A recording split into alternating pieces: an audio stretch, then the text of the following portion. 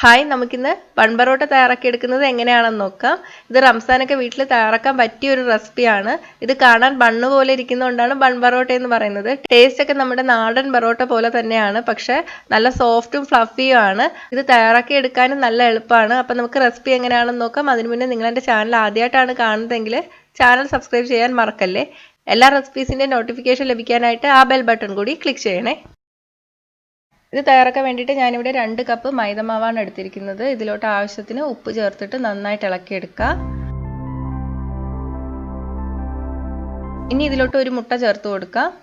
ഒന്നുകിലും മുട്ട നമുക്ക് ഒരു പാത്രത്തിലിട്ട് നന്നായിട്ട് ബീറ്റ് ചെയ്തിട്ട് ഇതിലോട്ട് ചേർക്കുക, അല്ലെങ്കിൽ ഡയറക്റ്റ് ചേർത്താലും കുഴപ്പമൊന്നുമില്ല. 1 ടേബിൾ സ്പൂൺ പഞ്ചസാര, 1 ടേബിൾ സ്പൂൺ പാല്. ഇനി ഇതെല്ലാം കൂടി നന്നായിട്ട് മിക്സ് ചെയ്തെടുക്കാം. മിക്സ് ചെയ്തതിന് ശേഷം കുറച്ച് വെള്ളം ഒഴിച്ചിട്ട് ചപ്പാത്തിക്ക് കുഴക്കുന്ന പോലെ കുഴച്ചെടുക്കാം. വെള്ളം ആദ്യമേ കുറേ ഒഴിക്കരുത്, ആവശ്യത്തിന് കുറച്ച് ഒഴിച്ചിട്ട് നന്നായിട്ട് കുഴച്ചെടുക്കുക.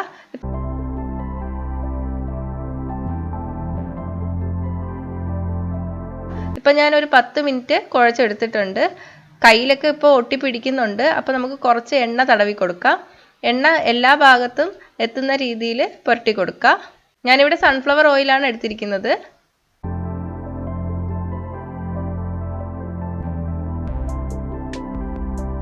ഇപ്പം എല്ലായിടത്തും എണ്ണ തേച്ചിട്ടുണ്ട്. ഇനി ഇത് 2 മണിക്കൂർ ഒന്ന് റെസ്റ്റ് ചെയ്യാൻ വേണ്ടിയിട്ട് വയ്ക്കാം. 2 മണിക്കൂർ കഴിഞ്ഞിട്ടുണ്ട്. മാവ് നല്ല സോഫ്റ്റ് ആയിട്ട് വന്നിട്ടുണ്ട്. ഇനി ഇത് ചെറിയ ബോളുകളാക്കി എടുക്കണം. ചപ്പാത്തിക്ക് നമ്മൾ എടുക്കുന്ന അതേ സൈസിലുള്ള ഉരുളകളാക്കി എടുത്താൽ മതി. കാരണം ഈ ബറോട്ട നല്ല കുട്ടി ബറോട്ടയാണ്, അപ്പോൾ അധികം മാവിൻ്റെ ആവശ്യമില്ല.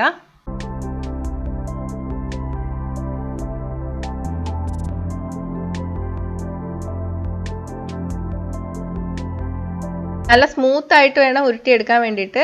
ഞാനിപ്പോൾ ചെയ്യുന്ന പോലെ ചെയ്താൽ നല്ല സ്മൂത്ത് ആയിട്ടുള്ള ഉരുളകളാക്കി എടുക്കാൻ പറ്റും. ഇനി ഇതിൻ്റെ മുകളിൽ കുറച്ച് എണ്ണ തടവി കൊടുക്കണം.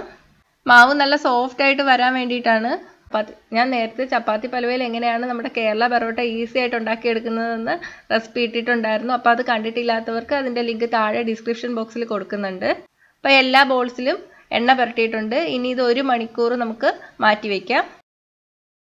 ഇപ്പോൾ 1 മണിക്കൂർ കഴിഞ്ഞിട്ടുണ്ട്. മാവൊക്കെ നല്ല സോഫ്റ്റ് ആയിട്ട് വന്നിട്ടുണ്ട്. ഇനി നമുക്കിത് പരത്തിയെടുക്കാം. ഒന്നുകിൽ നിങ്ങൾക്ക് കൗണ്ടർ ടോപ്പിലിട്ട് പരത്തിയെടുക്കാം. ഞാനിപ്പോൾ ചപ്പാത്തി പലവ തന്നെയാണ് യൂസ് ചെയ്യുന്നത്. കുറച്ച് എണ്ണ തടവി കൊടുക്കുക.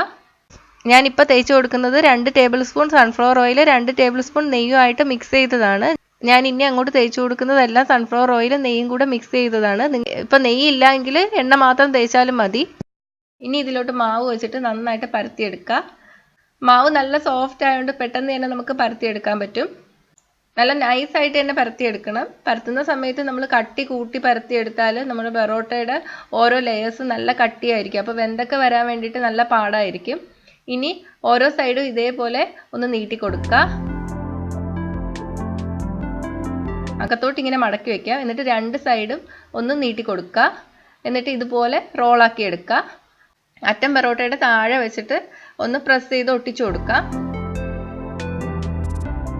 ഇനി ഇതൊന്ന് കൈകൊണ്ട് പ്രസ് ചെയ്ത് കൊടുക്കാം.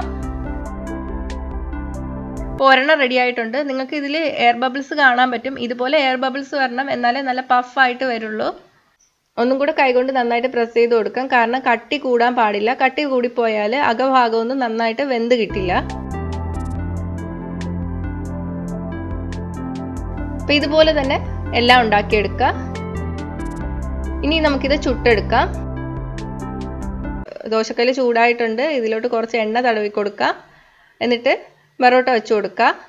മീഡിയം ഫ്ലെയിമിൽ ഇട്ടിട്ട് വേണം നമ്മൾ വേവിച്ചെടുക്കാൻ വേണ്ടിയിട്ട്. ഈ കൂടിപ്പോയാൽ പെട്ടെന്ന് മൊരിഞ്ഞു പോവും. കുറച്ച് കട്ടിയുള്ള ബറോട്ടയാണിത്. അകഭാഗമൊന്നും വെന്തും കിട്ടില്ല. ഒരു ഭാഗം ബ്രൗൺ ആയിട്ട് വരുമ്പോൾ നമുക്ക് തിരിച്ചിട്ട് കൊടുക്കാം.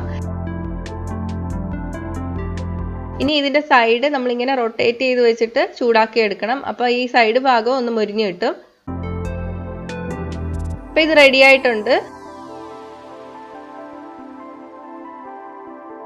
ഇതുപോലെ 3-4 ഒക്കെ നമുക്ക് ഒന്നിച്ചും ചുട്ടെടുക്കാം. കട്ടി കൂടുതലാണെന്ന് തോന്നിയാൽ കൈകൊണ്ട് ചെറുതായിട്ടൊന്ന് പ്രസ് ചെയ്ത് കൊടുത്താൽ മതി. അപ്പോൾ നമ്മുടെ ബൺ പറോട്ട എല്ലാം തയ്യാറായിട്ടുണ്ട്. ചൂട് പോകുന്നതിന് മുന്നേ തന്നെ നമുക്ക് ലെയറൊക്കെ ഒന്ന് തിരിച്ചെടുക്കാം. സാധാരണ നമ്മൾ ബറോട്ടയ്ക്ക് ചെയ്യുന്ന പോലെ തന്നെ കൈകൊണ്ട് ഇങ്ങനെ അടിക്കുക. കണ്ടോ, ലെയറൊക്കെ ഇങ്ങനെ ഇളകി വന്നു. നല്ല സോഫ്റ്റും ഫ്ലഫി ആയിട്ടുള്ള പൊറോട്ടയാണ്. ടേസ്റ്റ് ഒക്കെ നമ്മുടെ കേരള പൊറോട്ട പോലെ തന്നെയാണ്. അപ്പോൾ ഇതൊന്ന് വീട്ടിൽ ട്രൈ ചെയ്ത് നോക്കുക. കുട്ടികൾക്കൊക്കെ വളരെ ഇഷ്ടമാവും. അപ്പോൾ ഉണ്ടാക്കി നോക്കിയിട്ട് അഭിപ്രായം കമൻറ്റ് ചെയ്യുക. ഇഷ്ടമായെങ്കിൽ ലൈക്ക് ചെയ്യുക. ഫ്രണ്ട്സും റിലേറ്റീവ്സ് ആയിട്ടൊക്കെ ഷെയർ ചെയ്ത് കൊടുക്കുക. അപ്പോൾ കൂടുതൽ റെസിപ്പികൾക്കായിട്ട് ചാനൽ സബ്സ്ക്രൈബ് ചെയ്യാൻ മറക്കല്ലേ.